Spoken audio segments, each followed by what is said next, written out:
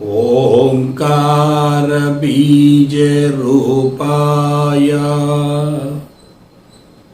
सर्वेशाय जगत्पते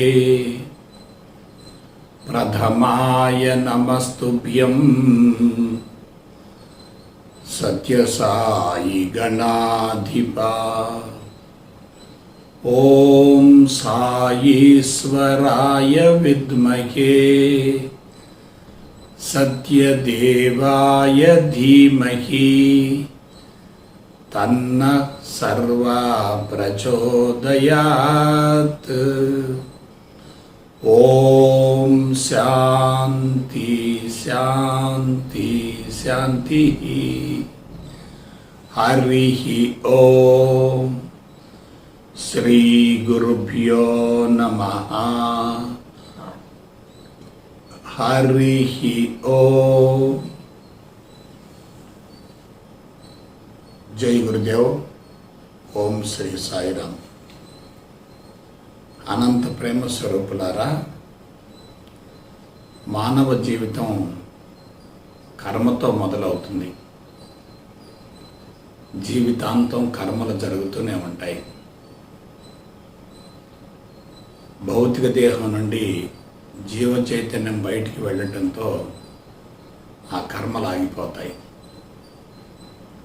కర్మలు ఆగిపోవడాన్నే మరణం అంటారు. జీవితం పరిసమాప్తమైంది అంటారు. అయితే ఈ కర్మలు ఎలా జరుగుతున్నాయి? అసలు కర్మ అంటే ఏమిటి? కర్మకు మానవ జీవితానికి మధ్య ఉన్నటువంటి సంబంధం ఏమిటి? కర్మల్లో ఉన్నటువంటి ఔన్నత్యం ఏమిటి? కర్మల్లో ఉన్నటువంటి ప్రమాదం ఏమిటి? ఇటువంటి అంశాలను గురించి ఎవరికైతే చక్కటి అవగాహన ఉంటుందో వాళ్ళు కర్మ బంధం నుంచి బయటపడతారు. కర్మ క్షయం జరుగుతుంది. కర్మ రాహిత్యం జరుగుతుంది. శూన్య స్థితి నుండి కర్మలను ఆచరిస్తూ జీవితాన్ని అన్ని విధాలా సద్వినియోగపరుచుకుంటారు. అందువల్ల కర్మలను గురించి సంపూర్ణంగా అవగాహన కలిగితే జీవితం ధన్యమైనట్లే, జీవితం సద్వినియోగపడినట్లే. వాస్తవానికి కర్మ అంటే ఏమిటి? కర్మ అంటే కదలిక. విశ్వమంతా కర్మమయమే. భూమండలమంతా కర్మమయమే. మానవ జీవితం కూడా కర్మమయమే. మరొక మాటలో చెప్పాలంటే విశ్వం కానీ, భూమండలం కానీ, మానవ జీవితం కానీ కర్మక్షేత్రాలే. కర్మక్షేత్రం అంటే అది ఒక రకమైనటువంటి కురుక్షేత్ర సంగ్రామం వంటిది. యుద్ధం జరుగుతుందంటే రెండు వర్గాలు ఉంటాయి. ఇరువైపుల సైన్యాలు ఉంటాయి. వాళ్ళు యుద్ధం చేస్తూ ఉంటారు. ఎవరో ఒకరు గెలుస్తారు, మరొకరు ఓడిపోతారు. ఇది సర్వసాధారణమే. అలాగే ఈ మానవ దేహంలో కూడా పుట్టినప్పటి నుంచి మరణించేంత వరకు నిరంతరం కూడా కర్మలు జరుగుతూనే ఉంటాయి. కర్మలు ఆగిపోయే ప్రసక్తి లేదు. అయితే కొన్ని కర్మలు మన ప్రమేయంతో జరుగుతూ ఉంటాయి. మరికొన్ని కర్మలు మన ప్రమేయం లేకుండా జరుగుతూ ఉంటాయి. మన ప్రమేయంతో కర్మలు జరిగాయి అనుకోండి, తప్పక కర్మఫలం ఉంటుంది. మన ప్రమేయం లేకుండా యాదృచ్ఛికంగా, సునాయాసంగా, ఆటోమేటిక్గా కర్మలు జరుగుతున్నాయి అనుకోండి, అక్కడ కర్మఫలాన్ని గుర్తించే అవకాశమే లేదు. మన ప్రమేయంతో జరిగేటటువంటి కర్మలను నియత కర్మలు అంటారు, వాలంటరీ యాక్షన్స్ అంటారు. మన ప్రమేయం లేకుండా కర్మలు జరుగుతుంటే వాటిని అనియత కర్మలు అంటారు, ఇన్వాలంటరీ యాక్షన్స్ అంటారు. నియత కర్మల యొక్క ప్రభావం అనియత కర్మలపై ఉంటుంది. అనియత కర్మలు ఎక్కడ జరుగుతూ ఉంటాయి? అనియంత్రిత అవయవాల్లో జరుగుతూ ఉంటాయి. అంటే మానవ దేహంలో 2 రకాల అవయవాలు ఉంటాయి. ఒకటి వాలంటరీ ఆర్గన్స్, అంటే నియంత్రిత అవయవాలు. రెండవ రకం ఇన్వాలంటరీ ఆర్గన్స్, అనియంత్రిత అవయవాలు. నియంత్రిత అవయవాలలో, అనియంత్రిత అవయవాలలో రెండింటిలో కూడా జీవితాంతం కర్మలు జరుగుతూనే ఉంటాయి. అయితే ఈ నియంత్రిత అవయవాలు ఏమిటి? పంచ జ్ఞానేంద్రియాలు, పంచ కర్మేంద్రియాలు. ఇవి చేతన మనసు పరిధిలో జరుగుతూ ఉంటాయి. చేతన మనసు ఒకవైపు భౌతిక ప్రపంచం నుండి సమాచారాన్ని సేకరిస్తూ ఉంటుంది, మరొక వైపు పంచకర్మేంద్రియాల ద్వారా కర్మలను ఆచరింపజేస్తూ ఉంటుంది. చేతన మనసు అనేది ఈ 2 రకాల ఇంద్రియాలకు అనుసంధానంగా ఉంటుంది. అయితే చేతన మనసులో జరిగేటటువంటి కర్మల ప్రభావం తప్పనిసరిగా అనియంత్రిత అవయవాల పైన కూడా ఉంటుంది. అనియంత్రిత అవయవాలు ఏమిటి? చేతన మనసు పరిధిలో లేకుండా నిరంతరం కర్మలు జరుగుతూ ఉంటే వాటిని అనియంత్రిత అవయవాలు అంటారు. ఇన్వాలంటరీ ఆర్గాన్స్ అంటారు. గుండె కానీ, ఊపిరితిత్తులు కానీ, మూత్రపిండాలు కానీ, కాలేయం కానీ, క్లోమం కానీ, ప్లీహం కానీ, జీర్ణాశయం కానీ, చిన్న ప్రేగులు కానీ, పెద్ద ప్రేగులు కానీ, ఇవన్నీ కూడా ఇన్వాలంటరీ ఆర్గాన్స్, అనియంత్రిత అవయవాలు. ఇవి జీవితాంతం నిరంతరం ఏకదాటిగా, సునాయాసంగా, ఆటోమేటిక్గా పనిచేస్తూనే ఉంటాయి. మనిషి నిద్రపోతున్నప్పుడు నియంత్రిత అవయవాలు విశ్రాంతిని పొందుతూ ఉంటాయి. నియంత్రిత అవయవాలు విశ్రాంతిని పొందుతున్నాయంటే చేతన మనసు కూడా విశ్రాంతిని పొందుతుంది. చేతన మనసు చైతన్యవంతంగా ఉందనుకోండి, జ్ఞానేంద్రియాలు పనిచేస్తూ ఉంటాయి, కర్మేంద్రియాలు పనిచేస్తూ ఉంటాయి. ఈ 2 రకాల అవయవాలు పనిచేస్తూ ఉన్నాయనుకోండి, శక్తి ఖర్చు అవుతూ ఉంటుంది. ఒక రకంగా చెప్పాలంటే చేతన మనసు ఎక్కువగా పనిచేయటం వల్ల మెదడు నుండి ఆలోచనలు విడుదలవుతూ ఉంటాయి. ప్రపంచం నుండి మరలా సమాచారం లోపలికి ప్రవేశిస్తూ ఉంటుంది.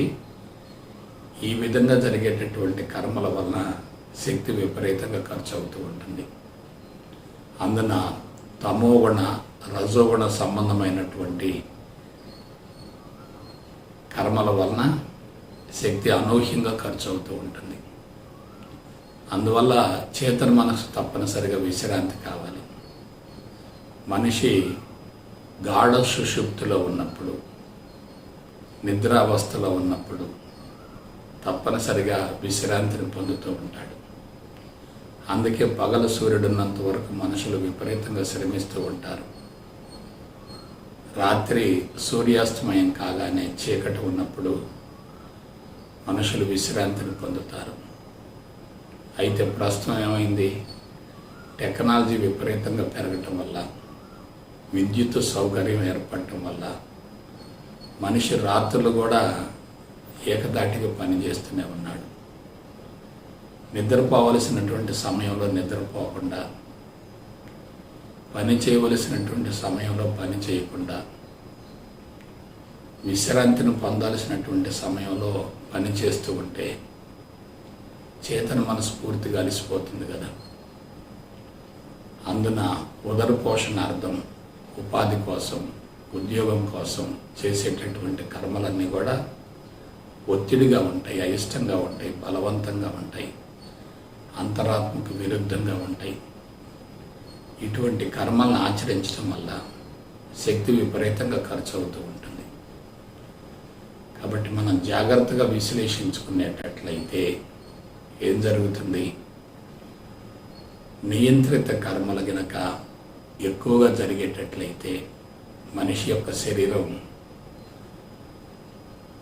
శక్తిని కోల్పోతూ ఉంటుంది, బలహీనపడుతుంది, అలసిపోతుంది. దానికి తప్పనిసరిగా విశ్రాంతి అవసరమే. విశ్రాంతి అవసరమైనప్పుడు ఇంకా కర్మలు చేయవలసిన పరిస్థితి వచ్చిందనుకోండి, అప్పుడు మనిషిలో వ్యతిరేక భావన ఏర్పడుతుంది, కర్మల పట్ల వ్యతిరేకత ఏర్పడుతుంది, విముఖత ఏర్పడుతుంది. ఆ విధంగా ఎప్పుడైతే అంతరాత్మక విరుద్ధంగా కర్మలు జరుగుతూ ఉంటాయో, ఆ కర్మల ప్రభావం తప్పనిసరిగా మనసు మీద ఉంటుంది, మనసు ప్రభావం మెదడు మీద ఉంటుంది, మెదడు ప్రభావం శరీరం మీద ఉంటుంది. మనసు కలుషితమైందంటే మెదడు యొక్క కణజాలం కూడా కలుషితమవుతుంది, మెదడులో ఉన్నటువంటి కేంద్రాలు బలహీనపడతాయి. తత్ఫలితంగా శరీర అవయవాలు కూడా సమర్థవంతంగా పనిచేసే అవకాశం లేదు కదా. ఇదంతా ఏమిటి? కర్మ బంధం, కర్మల వలయం, కర్మలు చేసేటటువంటి అవసరం ఏర్పడుతూ ఉంటుంది. మనిషికి తప్పనిసరిగా శారీరక అవసరాలు తీరాలి, భౌతిక అవసరాలు కూడా తీరాలి, కుటుంబ పోషణ జరగాలి. ఇవన్నీ జరగాలంటే తప్పనిసరిగా పనులు చేస్తూ ఉండాలి. మోతాదును మించి పనులు చేస్తూ ఉన్నారనుకోండి, ఏమవుతుంది? చేతన మనసు తప్పనిసరిగా పనులు చేయటానికి విముఖతను, వ్యతిరేకతను ప్రదర్శిస్తుంది. ఇష్టం లేనప్పుడు బలవంతంగా పనులు చేస్తూ ఉంటే శక్తి టన్నుల కొద్ది ఖర్చు అవుతూ ఉంటుంది. ఇవాళ అనేక మంది ఉద్యోగం చేస్తున్నారు, వ్యాపారాలు చేస్తున్నారు, వివిధ రంగాల్లో పనిచేస్తున్నారు. వాళ్ళందరూ కూడా నియమాలకు అనుగుణంగా పనిచేయవలసి ఉంటుంది, నియమాలను తప్పనిసరిగా పాటించవలసి ఉంటుంది.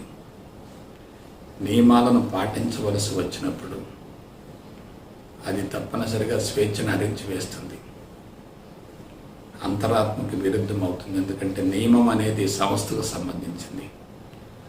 ఒక సంస్థలో ఒక వ్యక్తి పని చేస్తున్నప్పుడు సంస్థ యొక్క నియమాలను తప్పనిసరిగా ఆచరించాలి, పాటించాలి కదా.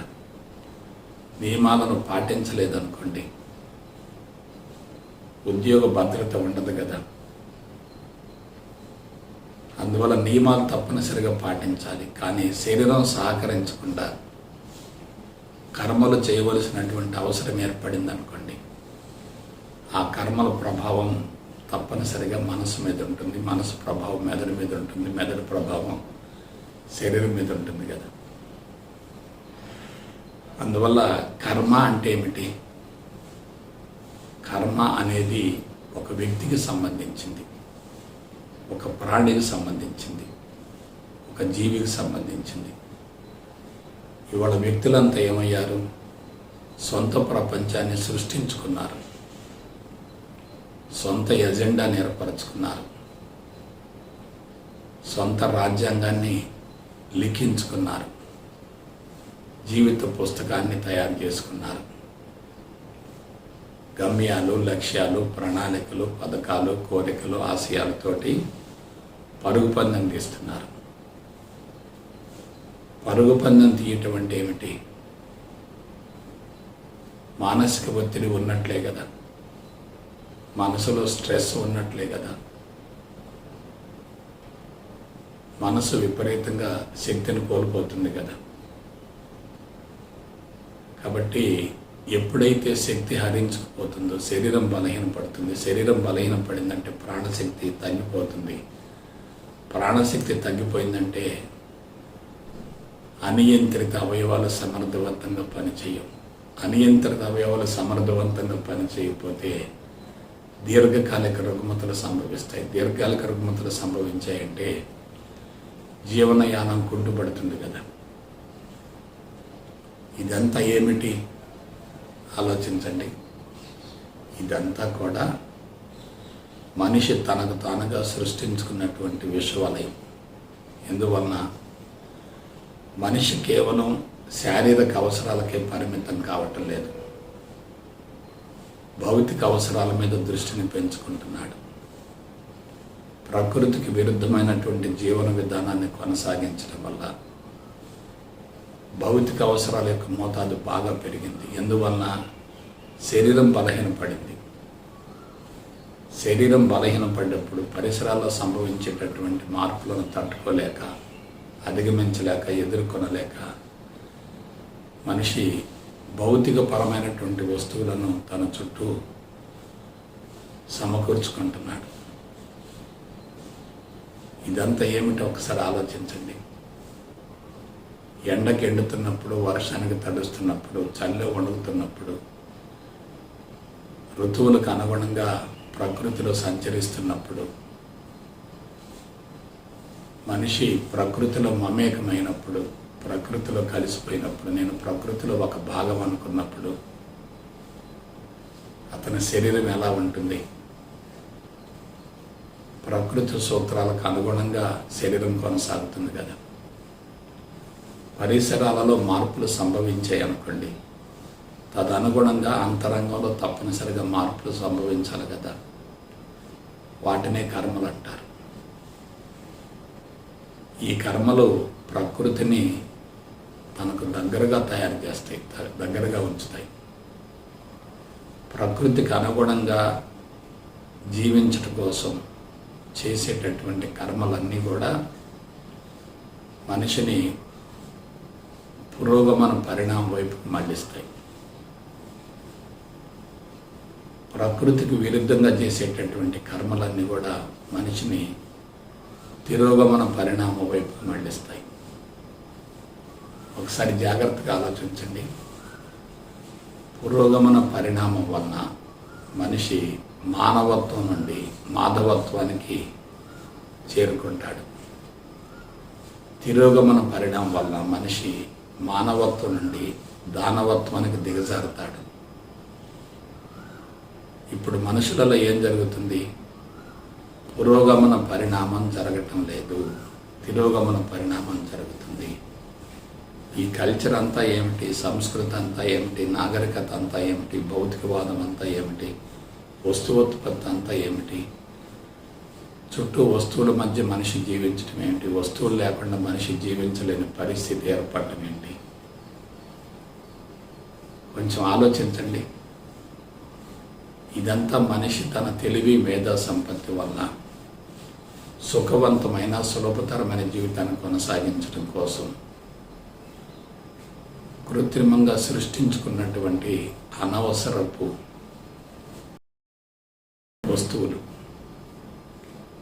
వస్తువుల మధ్య జీవిస్తున్నాడంటే ఆ వస్తువులను ఎక్కడి నుంచి వచ్చే? ప్రకృతి నుండి వచ్చినటువంటివే కదా.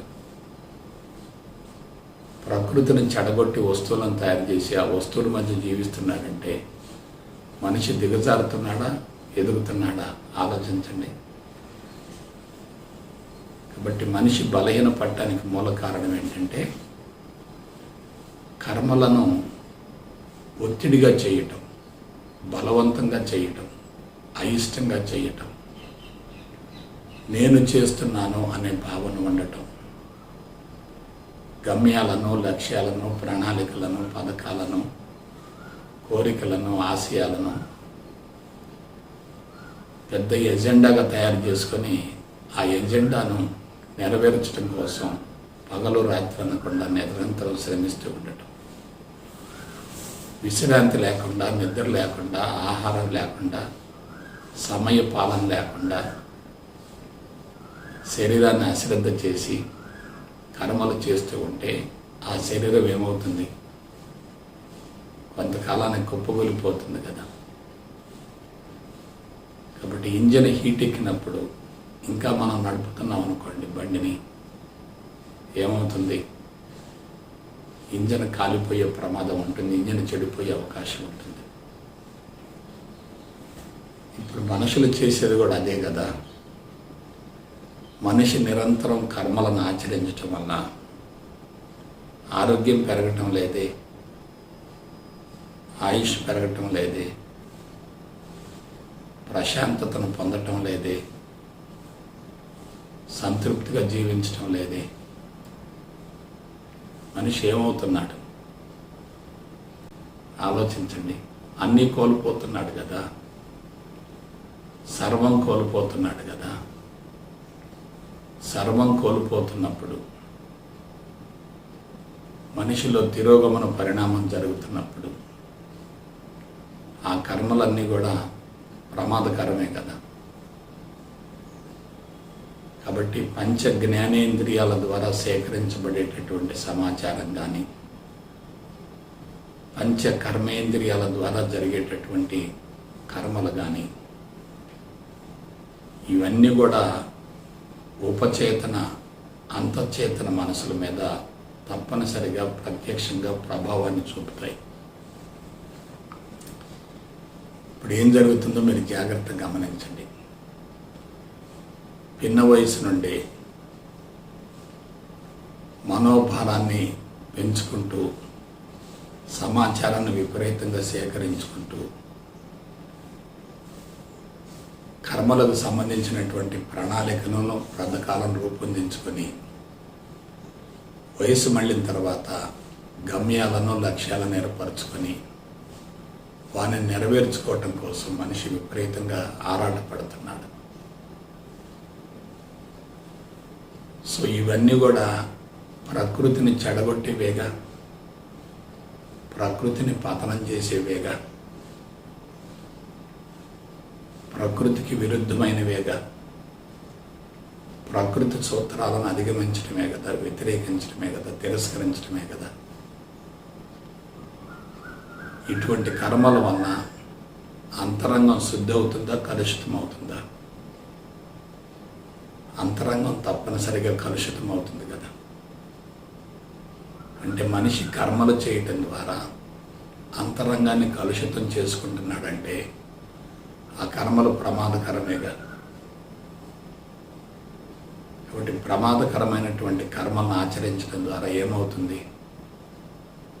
మనిషి ఏమవుతాడు?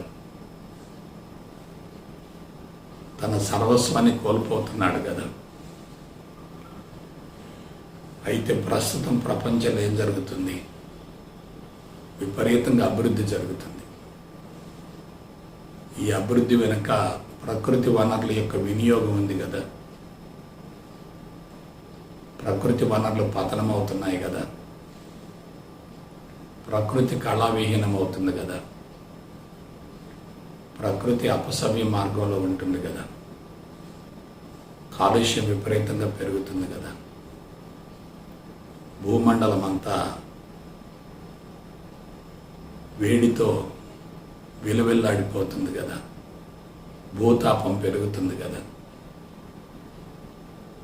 కాబట్టి మనం ప్రకృతిని ఉపయోగించడం వల్ల మన జీవితాలే హరించుకుపోతున్నాయి కదా.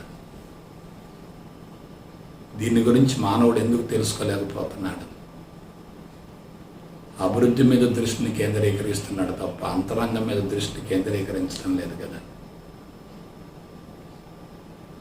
కాబట్టి అంతరంగాన్ని శుద్ధి చేసేటటువంటి ఏ కర్మలైనా కూడా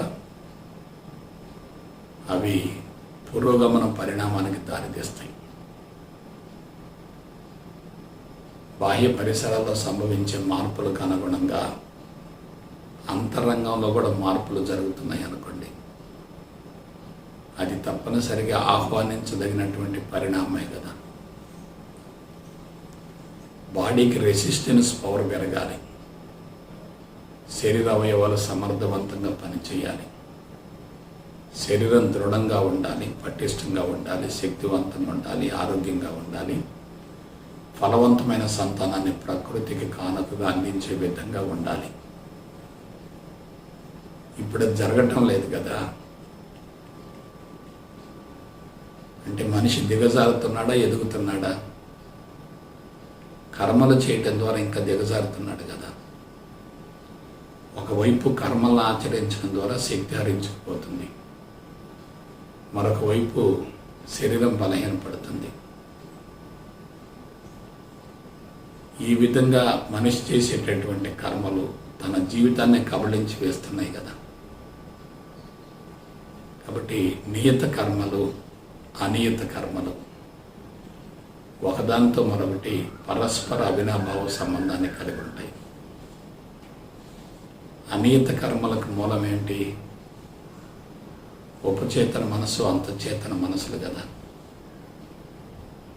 ఉపచేతన మనసు అంతచేతన మనసులలో ఉన్నటువంటి కేంద్రాలు సమర్థవంతంగా పనిచేసాయి అనుకోండి, అనియంత్రిత అవయవాలు కూడా అద్భుతంగా పనిచేస్తాయి కదా.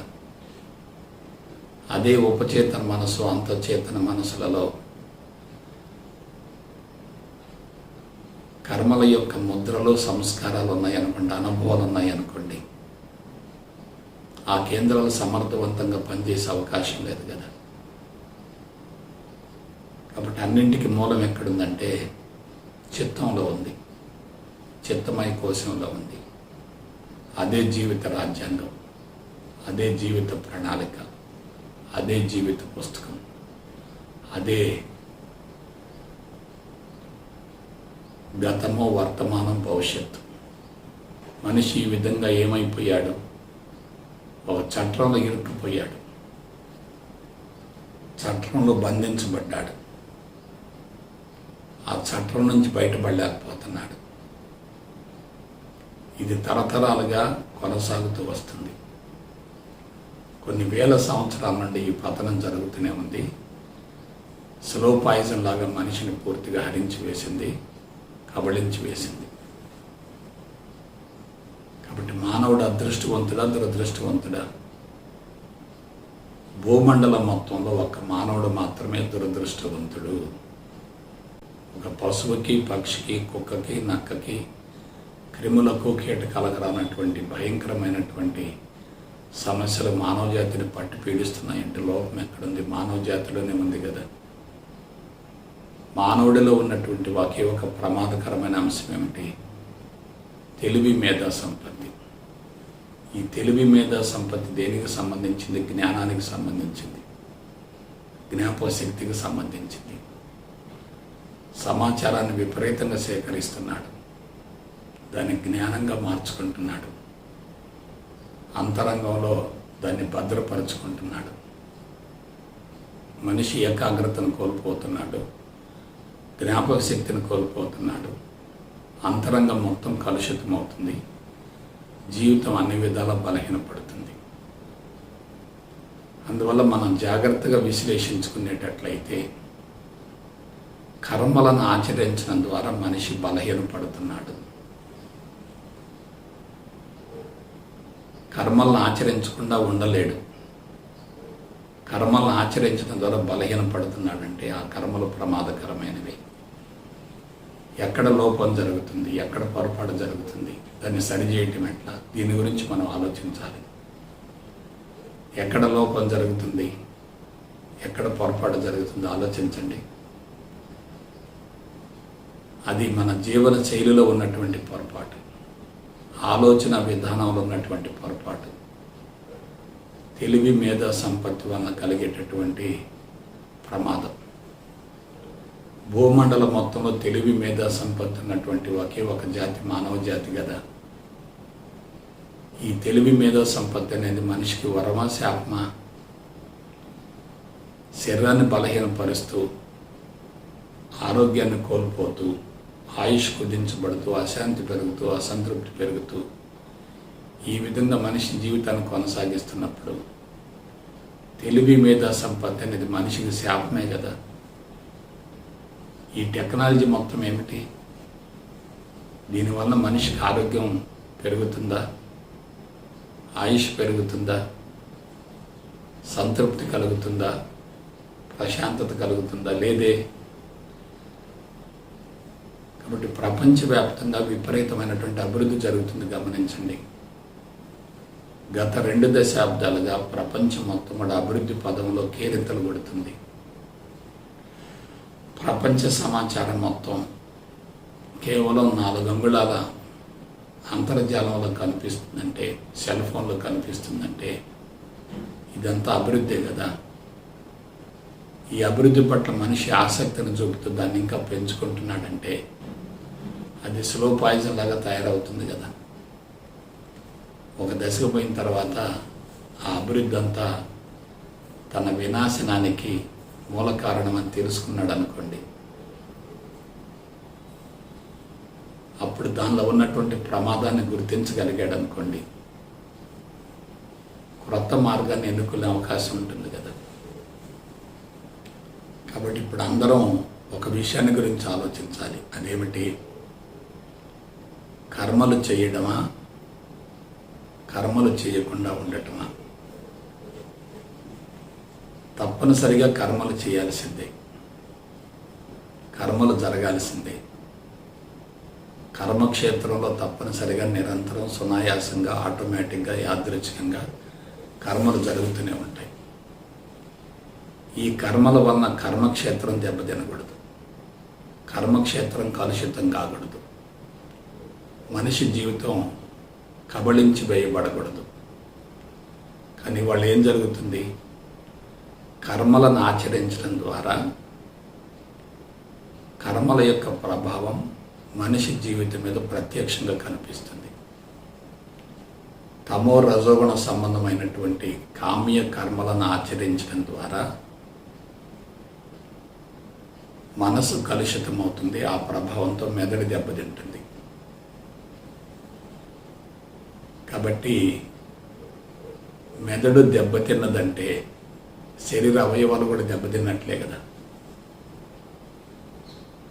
ఏ రూపంలో ఆలోచించినా, ఏ కోణంలో ఆలోచించినా, ఏ విధంగా ఆలోచించినా మనిషి మాత్రం నష్టపోతున్నాడు. అందులో ఎటువంటి సందేహం లేదు. ఒక 50 ఏళ్ల క్రితం వార్తలు ఎలా ఉన్నాయి, ఇవాళ వార్తలు ఎలా ఉన్నాయి? ఇవాళ వార్తలు ఎలా ఉన్నాయంటే ఎంత ప్రశాంతంగా జీవించాలన్నా రక్తపోటుని పెంచే విధంగా ఉన్నాయి.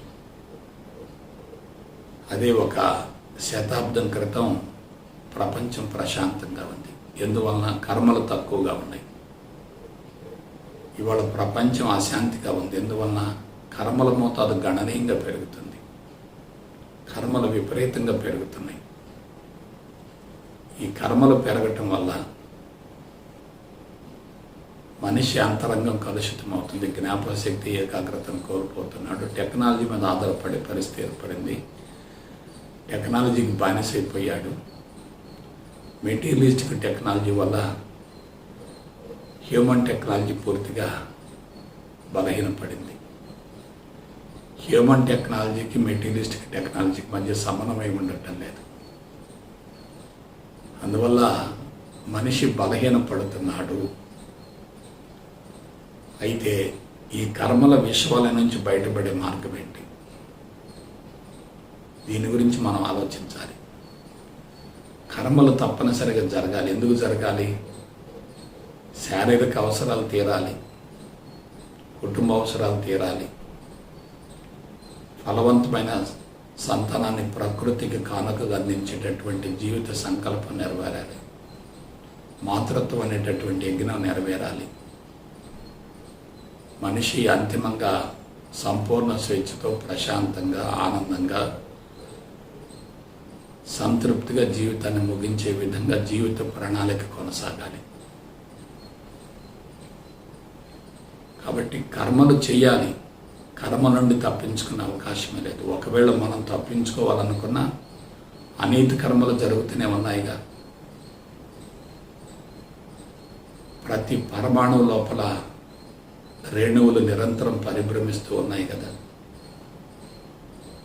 పరమాణువులలో కర్మలు జరుగుతున్నాయి, అణువులలో కర్మలు జరుగుతున్నాయి, విశ్వం అంతటా కర్మలు జరుగుతున్నాయి, మానవ దేహంలో కూడా కర్మలు జరుగుతున్నాయి. కర్మలు ఆగిపోయే ప్రసక్తి లేదు. అయితే మనం నియంత్రిత కర్మలను గనక నియంత్రించగలిగితే, కంట్రోల్ చేయగలిగితే ఎలా ఉంటుంది? వాలంటరీ యాక్షన్స్ని గనక మనం కంట్రోల్ చేయగలిగితే ఎలా ఉంటుంది? అందుకు మార్గం ఏమిటి? కర్మలకి మూలం ఎక్కడుంది? కర్మలకు ఆధారం ఎక్కడుంది? కర్మలకు ప్రేరణ ఎక్కడుంది? బాహ్య ప్రపంచం కానే కాదు కదా, మన అంతర ప్రపంచమే కదా, సూక్ష్మ శరీరమే కదా, మేధస్సే కదా, అంతఃకరణాలే కదా, జీవుడే కదా. మనం ప్రపంచాన్ని సరిచేయటమా, జీవుడిని సరిచేయటమా? కర్మలకు ప్రేరణ మన అంతరంగంలో ఉన్నప్పుడు ప్రపంచాన్ని సరిచేయటం ఏంటి? మన అంతరంగాన్ని సరి చేసుకుంటే పోతుంది కదా. అసలు ప్రపంచాన్ని సరిచేయటం సాధ్యమవుతుందా? సాధ్యం కానే కాదు కదా. అనంతమైనటువంటి ప్రపంచాన్ని అల్పమైనటువంటి జీవితంతో ఎలా సరిచేయగలుగుతాం? కాబట్టి ప్రపంచానికి అనుగుణంగా జీవించటమా, ప్రపంచాన్ని మనకు అనుకూలంగా మార్చుకోవటమా? ప్రపంచాన్ని మనకు అనుకూలంగా మార్చుకోవటం సాధ్యం కానే కాదు. మరి ఉన్నటువంటి ఒకే ఒక ఆప్షన్ ఏమిటి? ప్రపంచానికి అనుగుణంగా జీవించడమే. బయట యాక్షన్ జరుగుతుంది, లోపల రియాక్షన్ జరగకూడదు. బయట మోషన్ జరుగుతుంది, లోపల ఇమోషన్ ఉండకూడదు. బయట మోషన్ ఉన్నప్పటికీ లోపల ఇమోషన్ లేకపోతే ఎలా ఉంటుంది? బయట యాక్షన్ ఉన్నప్పటికీ లోపల రియాక్షన్ లేకపోతే ఎలా ఉంటుంది? పసిబిడ్డలో ఎటువంటి రియాక్షన్స్ లేవే, పిచ్చివాడిలో ఎటువంటి రియాక్షన్స్ లేవే, సమాధి స్థితిలో ఉన్నటువంటి ఆధ్యాత్మికవేత్తలు ఎటువంటి రియాక్షన్స్ లేవే, జ్ఞానోదయం పొందినటువంటి వ్యక్తి యొక్క అంతరంగంలో ఎటువంటి రియాక్షన్స్ లేవే. కాబట్టి మనం ప్రపంచాన్ని మార్చడం, అంతరంగాన్ని మార్చుకోవటమా? ఏది సులభం, ఏది ఆమోదయోగ్యం, ఏది అవసరం? కొంచెం జాగ్రత్తగా పరిశీలించండి. అందుకే నేను చాలా సందర్భాల్లో చెప్పాను, ప్రపంచం మొత్తంలో అతి సులభమైనటువంటి మార్గం ఏదైనా ఉందనుకుంటే అది ఆధ్యాత్మిక మార్గం మాత్రమే. ఎందువల్ల ఆధ్యాత్మికత అంటే నీ అంతరంగాన్ని శుద్ధి చేసుకోవడం తప్ప ప్రపంచాన్ని మార్చడం కాదు కదా. ఎవరి కర్మలు వారివి, ఎవరి జీవితం వారిది, ఎవరి రాజ్యాంగం వారిది, ఎవరి పుస్తకం వారిది, ఎవరి ప్రణాళికలు వారివి, ఎవరి పథకాలు వారివి, ఎవరి కోరికలు వారివి, ఎవరి ఆలోచనలు వారివి. వాళ్ళ కర్మానుసారం వాళ్ళు కొనసాగుతున్నప్పుడు మనం పోయి వాళ్ళని సరిచేయటం ఏంటి? కాబట్టి మనల్ని మనం సరి చేసుకున్నప్పుడు ప్రపంచం క్రొత్త కోణంలో కనపడుతుంది. మన అంతరంగం కలుషితంగా ఉంటే ప్రపంచం కలుషితంగా కనిపిస్తుంది కదా. మన అంతరంగం పవిత్రంగా ఉంటే ప్రపంచం కలుషితంగా ఉన్నప్పటికీ అది పవిత్రంగానే కనిపిస్తుంది కదా. మన అంతరంగ స్థితిని బట్టి, దృష్టిని బట్టి ప్రపంచం కనిపిస్తుంది కదా. మనం మన దృష్టిని మార్చుకోవాలి తప్ప, మన అంతరంగ సంస్కారాల స్వభావాన్ని మార్చుకోవాలి తప్ప ప్రపంచాన్ని మార్చడం కాదే. మరి ఎందుకు మనిషి ఇలా ప్రవర్తిస్తున్నాడు? దానికి మూల కారణం మనిషి కర్మలకు లోబడి జీవిస్తున్నాడు. కర్మలే మనిషిని నడిపిస్తున్నాయి. ప్రణాళికలు, పథకాలు, గమ్యాలు, లక్ష్యాలు ఇవన్నీ మనిషిని నడిపిస్తున్నాయి. మనిషి వాటికి ఏమైపోయాడు? లొంగిపోయాడు, బానిస అయ్యాడు. ఆ విధంగా మనిషి ఎప్పుడైతే బానిసగా తయారయ్యాడో మనిషిలో స్వతంత్రత లేకుండా పోయింది, బానిసత్వం పెరిగింది. స్వతంత్రత లేకుండా బానిసత్వంతో జీవించడమే మోహం కదా. మోహంలో జీవించే వ్యక్తికి మోక్షం ఎలా సంక్రమిస్తుంది? ఆలోచించండి. కాబట్టి వాళ్ళందరూ కూడా మోహబంధాల్లో చిక్కుకున్నారు. నేను, నాది, నాకనేటటువంటి భావన బలీయంగా ఉంది. తన చుట్టూ సొంత ప్రపంచాన్ని సృష్టించుకుని ఆ ప్రపంచంలో పూర్తిగా బందీ అయ్యాడు. దాని నుంచి బయటపడలేకపోతున్నాడు. జీవితాలన్నీ కబళించి వేయబడుతున్నాయి. ఎక్కడ చూసినా అశాంతి, అసంతృప్తి. ఇటువంటి పరిస్థితులలో తాను చెడ్డకోతి వనమంతటిని చెరిచినట్లుగానే మనిషి తాను కలుషితమై తన తెలివి మీద సంపత్తితో టెక్నాలజీని ఉపయోగించి పంచభూతాలను కలుషితం చేశాడు. పచ్చదనం హరించిపోయింది.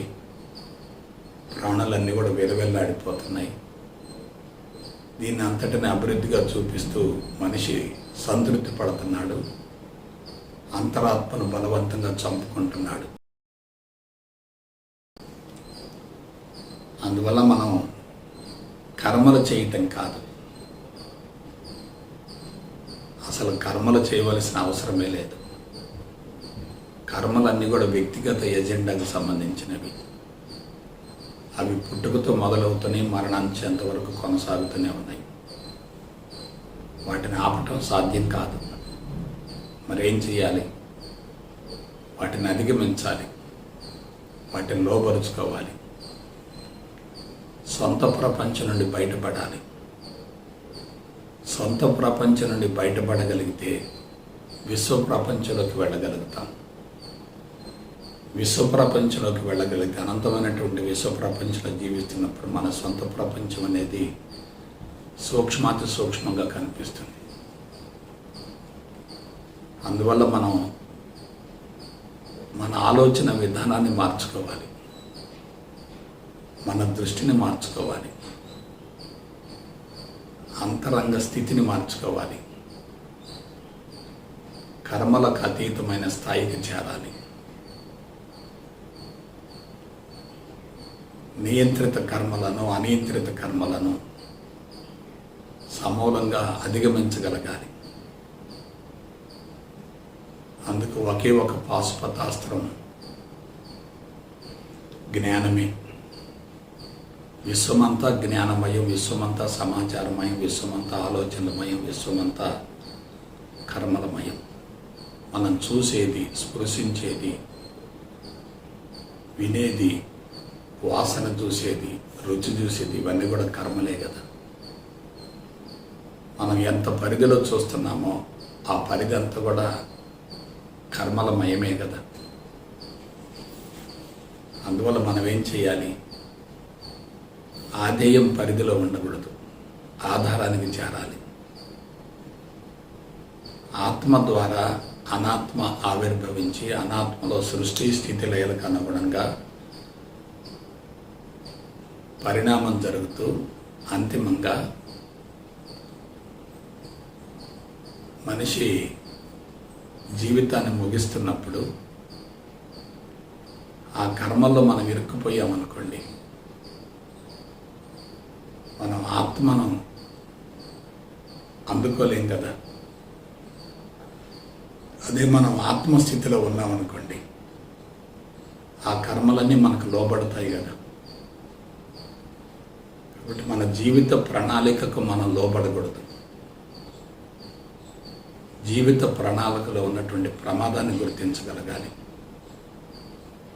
జీవిత ప్రణాళిక యొక్క స్వరూప స్వభావాన్ని గుర్తించగలగాలి. కాబట్టి విశ్వంలో జరిగే కర్మలు మొత్తం కూడా మాయకు ప్రతిరూపమే.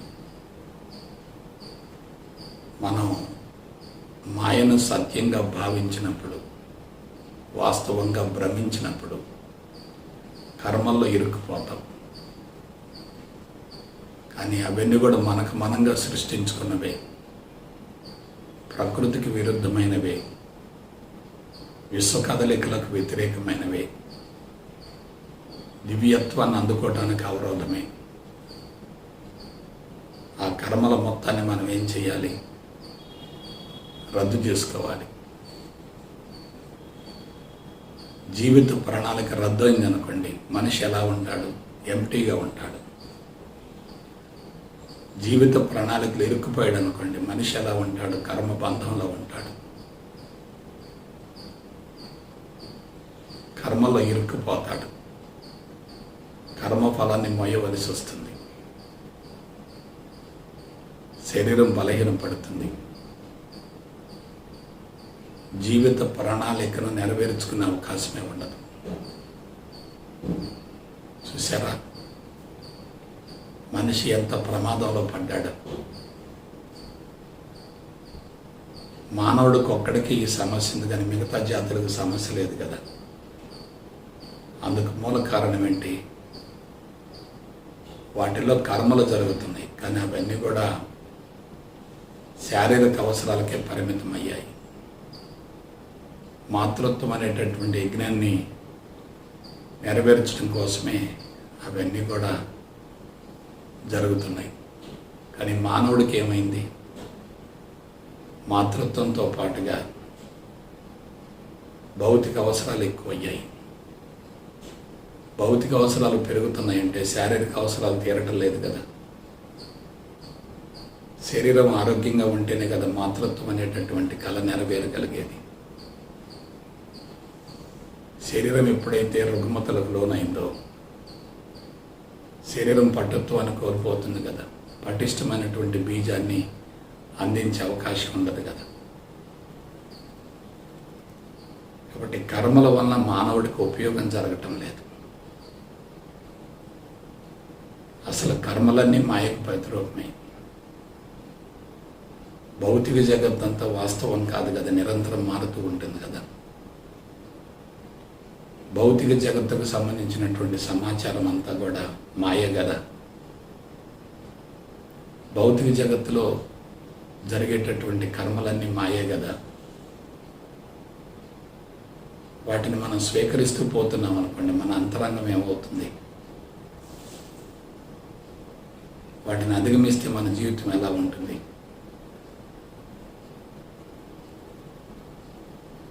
ఇదే ఆధ్యాత్మికత అంటే. మన అంతరంగంలో ఉన్నటువంటి సమాచారం మొత్తం కూడా భౌతిక ప్రపంచానికి సంబంధించిందే. భౌతిక ప్రపంచం వాస్తవం కానే కాదు. భౌతిక ప్రపంచం అంతా మాయకు ప్రతిరూపమే. భౌతిక ప్రపంచం మాయ అయినప్పుడు అందులో జరిగేటటువంటి పరిణామాలన్నీ కూడా వాస్తవం కాదు కదా. ఇది సాంకేతిక పరమైనటువంటి అంశం.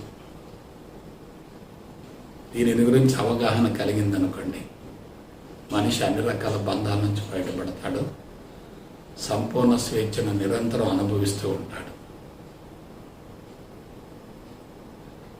కాబట్టి మానవ జీవితం సంక్లిష్టం కావటానికి మూల కారణం కర్మ రహస్యాన్ని తెలుసుకోకపోవటమే. కామ్య కర్మలు పెరగటమే, నిషిద్ధ కర్మలు విపరీతంగా పెరగటమే. కామ్యకర్మలు పెరుగుతున్నాయంటే మనసు కలుషితమవుతుంది కదా. చేసేటటువంటి కర్మల ప్రభావం జీవుడి మీద ప్రత్యక్షంగా ఉంటుంది కదా. జీవుడిలో బలహీనతల లోపాలు విపరీతంగా పెరుగుతాయి కదా. అవన్నీ పెరగటం వల్ల అంతరంగం కలుషితం అవుతుంది కదా. అంతరంగం కలుషితమైతే ప్రపంచంలో మనకంతా కలుషితమే కనిపిస్తుంది కదా. ఇది సాంకేతిక పరమైనటువంటి ఆధ్యాత్మికత అంటే. దీన్ని నవీన ఆధ్యాత్మికత అంటారు, నియో స్పిరిచువలిజం అంటారు. ఆధ్యాత్మికత కూడా సాంకేతిక పరంగా మలచబడాలి.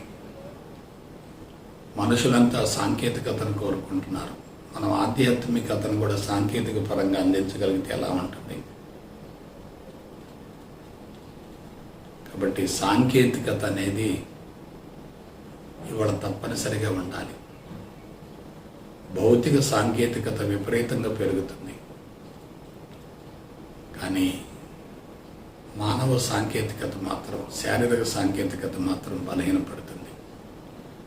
రెంటికి మధ్య సమతుల్యత, సమత్వం ఉండటం లేదు, సామరస్యం ఉండటం లేదు. అందువల్ల మనం ఏం చేయాలంటే కర్మలలో ఉన్నటువంటి ప్రమాదాన్ని గుర్తించాలి. జీవిత సంకల్పం నెరవేర్చుకునేటటువంటి కర్మలను తప్పనిసరిగా ఆచరించాలి. జీవిత సంకల్పం నెరవేరటానికి విరుద్ధమైనటువంటి కర్మలన్నింటిని కూడా నిషేధించాలి. శరీరాన్ని బలహీనపరిచేటటువంటి కర్మల నుండి బయటపడాలి. శరీరాన్ని బలోపేతం చేసేటటువంటి కర్మలను ఆచరించాలి. మనిషి మానవత్వం నుండి మాధవత్వానికి పయనించాలి తప్ప దానవత్వానికి దిగజారకూడదు. పురోగమన పరిణామం జరగాలి తప్ప తిరోగమన పరిణామం జరగకూడదు. ప్రస్తుతం ఉన్నటువంటి క్లిష్ట పరిస్థితులలో ఆధ్యాత్మికత ఒక్కటే శరణ్యం, వేరే ప్రత్యామ్నాయం లేనే లేదు. ఆధ్యాత్మికతను గురించి సశాస్త్రీయ సాంకేతిక పరమైనటువంటి పంథాలో అవగాహన గావించుకొని దాన్ని జీవితానికి అన్వయించుకోగలిగితే జీవితం సమూలంగా మారిపోతుంది. అందుకే మనం ప్రతి విషయాన్ని సాంకేతిక పరంగా విశ్లేషించుకోగలగాలి. హేతుబద్ధత ఉండాలి, శాస్త్రీయత ఉండాలి. ఇక మనిషి గాడి తెప్పే అవకాశమే లేదు. అందువల్ల కర్మలు చెయ్యాలి, కానీ స్థితిని మార్చుకొని కర్మలు చేయాలి. అంతరంగ శుద్ధి మీద దృష్టిని కేంద్రీకరించాలి. అంతరంగాన్ని శుద్ధి చేసుకోవటం కోసం కర్మలను ఆచరించాలి తప్ప అంతరంగాన్ని కలుషితం చేసుకోవటం కోసం కర్మలను ఆచరించకూడదు. కర్మలు అవసరమే, కానీ అవి ప్రమాదకరం కాకూడదు. ఇది కర్మ సిద్ధాంతంలోని గొప్పతనం. ఇది కర్మ రహస్యంలోని ఔన్నత్యం. కర్మ రహస్యం తెలిసిందంటే జీవిత రహస్యం తెలిసినట్లే కదా. విశ్వంలో జరిగేటటువంటి కర్మలు ఎలా ఉన్నాయి? భగవంతుని సంకల్పాలకు అనుగుణంగా జరుగుతున్నాయి. మానవ జీవితంలో జరిగేటటువంటి కర్మలు ఎలా ఉన్నాయి? దివ్యత్వానికి విరుద్ధంగా ఉన్నాయి, ప్రకృతి సూత్రాలకు విరుద్ధంగా ఉన్నాయి. అటువంటి కర్మలను ఆచరించడం వల్ల మనిషి ఇంకా బలహీనపడతాడు తప్ప బలోపేతం కాలేడు కదా. అందువల్ల మనం కర్మలను నిషేధించడం కానే కాదు, స్థితిని మార్చుకొని కర్మలు చేయాలి. కర్మలు మొత్తం రద్దు కావాలంటే మార్గం ఒక్కటే, మనం ఆత్మస్థితికి చేరాలి. సృష్టికర్తగా జీవించాలి తప్ప సృష్టిలో ఇరుక్కుపోకూడదు. సృష్టిలో ఇరుక్కుపోతే సృష్టికర్తను గుర్తించలేము. ఎప్పుడైతే సృష్టిలో ఇరుక్కుపోతున్నామో మనం కర్మబంధంలో పడిపోతున్నాం. ఎందుకంటే సృష్టి అంతా కర్మలమయమే కదా. మనం సృష్టి వైపుకి ఆకర్షింపబడుతున్నామంటే మన కర్మలు కూడా ఎలా ఉన్నాయి?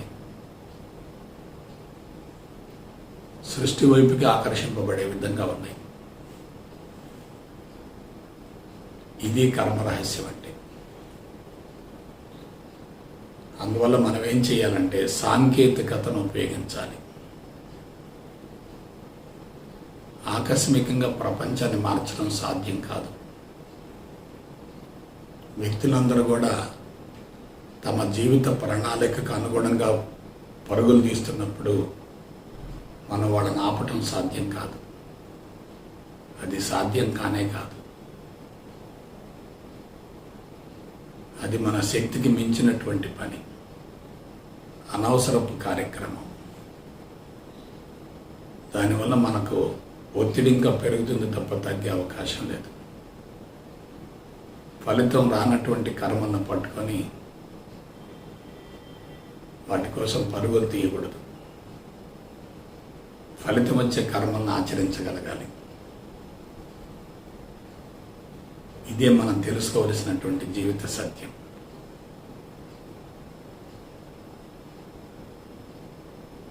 భౌతిక ప్రపంచపు స్వరూప స్వభావాన్ని గురించి మనం తెలుసుకున్నాం అనుకోండి, అదంతా తాత్కాలికమే కదా, నిరంతరం మారుతుంది కదా. విద్యా ప్రపంచం కదా, భ్రమను భ్రాంతిని పెంచుతుంది కదా. మాయను బలోపేతం చేస్తుంది కదా. దానిలో ఎందుకు ఇరుక్కుపోవాలి? దాని నుంచి బయటపడే ప్రయత్నం చేయాలి కదా. అదే ఆధ్యాత్మికత అవుతుంది కదా. నేను భగవంతుడను అనేటటువంటి అంశం అనుభవంలోకి వస్తే ఎలా ఉంటుంది? భగవంతుడికి ప్రణాళికలు, పథకాలు, గమ్యాలు, లక్ష్యాలు, కోరికలు, ఆశయాలు ఉండవు కదా. భగవంతుడి స్థితి నుండి కర్మలు చేస్తే ఎలా ఉంటుంది? నేను భగవంతుడను అనే అంశం అనుభవంలోకి వచ్చిన తర్వాత కర్మలు చేస్తే ఎలా ఉంటుంది? ఇక కామ్య కర్మలకు అవకాశమే లేదు, నిషిద్ధ కర్మలకు అవకాశమే లేదు. మనిషి పూర్తిగా దానిలో ఇరుక్కుపోతాడు.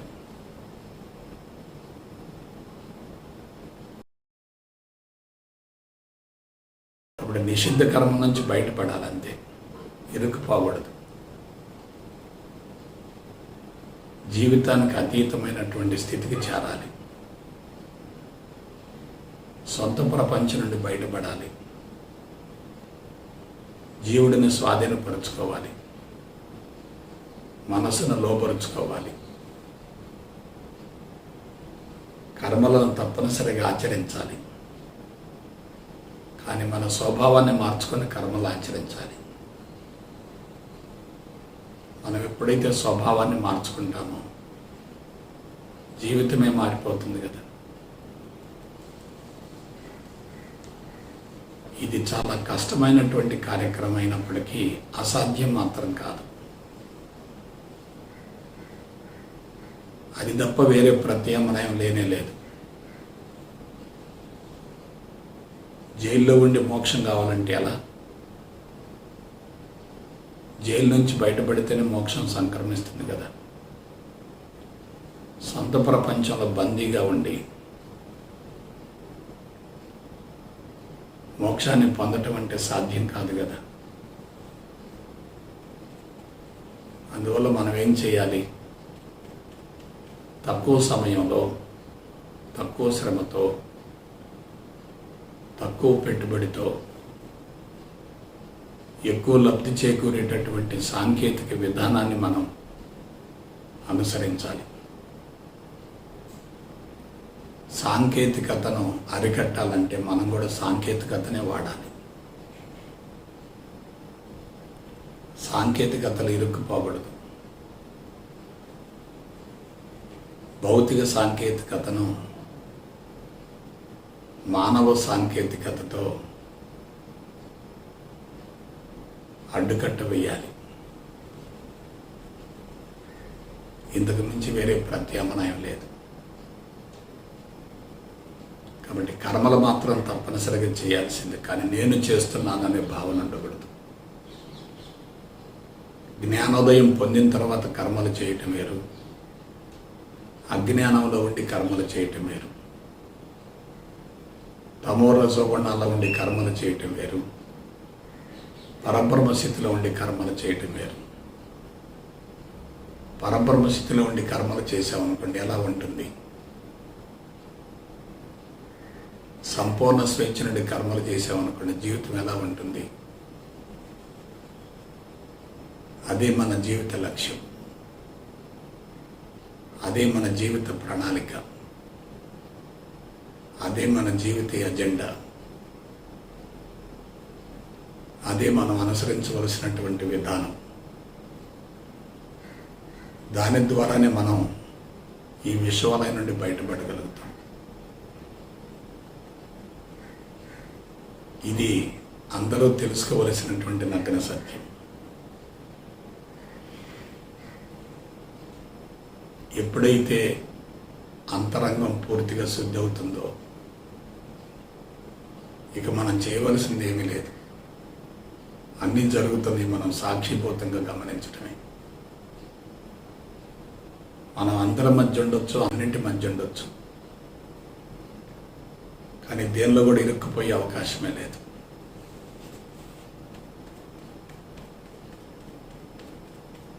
అందువల్ల కర్మలను ఆచరించేటటువంటి విధానంలో కూడా మనం సాంకేతికతను ఉపయోగించాలి. సాంకేతికతను ప్రయోగిస్తున్నామంటే తప్పనిసరిగా సత్ఫలితం వస్తుంది. ఇప్పుడు ప్రపంచంలో ఉపయోగించబడే సాంకేతికత అంతా కూడా చాలా ప్రమాదకరమైంది. అది మనిషిని కర్మబంధంలో పడివేస్తుంది, ఆనందాన్ని హరించి వేస్తుంది, అన్ని విధాల బలహీనపరుస్తుంది, పతనం చేస్తుంది. ఇక ఆ స్థితి అంతా ప్రమాదకరమైందో మీరు ఆలోచించండి. ప్రపంచం ప్రమాదపు అంచులో ఉన్నప్పుడు పాత విధానాలను అనుసరించకుండా ప్రత్యామ్నాయం కోసం మనం ప్రయత్నించాలి. ప్రత్యామ్నాయం తప్పనిసరిగా అవసరమే, లేకుంటే మన మనుగడే ప్రశ్నార్థకమవుతుంది. కర్మలు కరిగిపోకుండా కర్మలు పెరుగుతున్నాయంటే మనిషి ప్రమాదంలో పడుతున్నట్లే కదా. ఆ ప్రమాదం నుంచి బయటపడటమే ఆధ్యాత్మిక మార్గంలో ఉన్నటువంటి విశిష్టత. ఆ ప్రమాదం నుండి బయటపడేటట్లయితేనే మనిషి జీవితం అన్ని విధాల ఆనందమయమవుతుంది.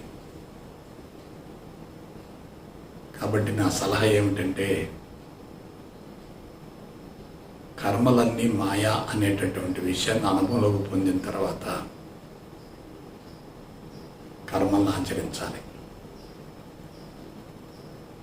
చుట్టూ నెగిటివ్ ఫోర్సెస్ ఉన్నా సరే వాటిని కూడా భగవంతుడిగా భావించగలిగే స్థాయికి ఎదగాలి. ద్వంద్వాలకు అతీతమైనటువంటి స్థితికి చేరాలి.